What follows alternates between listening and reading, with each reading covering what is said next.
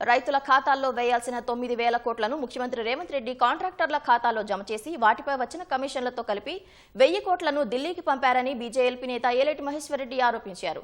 ఆదిలాబాద్లో party MLA Payal Shankar నేతృత్వంలో చేపట్టిన భాజపా రైతన్న పోరుబాటకు ఎంపీ నగేష్, ఎమ్మెల్యేలు రామారావు, పటేల్, సూర్యనారాయణ గుప్తాతో కలిసి మహేశ్వర్ రెడ్డి శ్రీకారం చుట్టారు. రైతు భరోసా నిధులు సహా ఫసల్ బీమా పథకాన్ని వెంటనే అమలు చేయాలని డిమాండ్ చేశారు.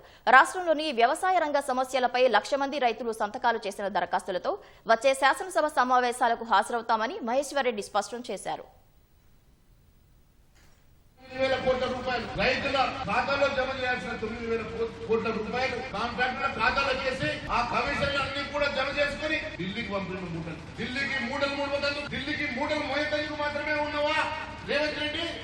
మరి ఇక్కడ రైతులకు ఇచ్చినటువంటి అనేకమైన హామీలు మర్చిపోయినామని అడుగుతున్నాం. డబ్బు ఎక్కడ ఉన్నదో, కమిషన్లు ఎక్కడ ఉన్నాయో, భూములు ఎక్కడ ఉన్నాయో వాటి వెంట ఈ రోజు వేట చేస్తా ఉన్నావు. కానీ ఈ రోజు మా రైతులకు ఇచ్చినటువంటి మాటను మాత్రం పూర్తిగా మర్చిపోతున్నాం.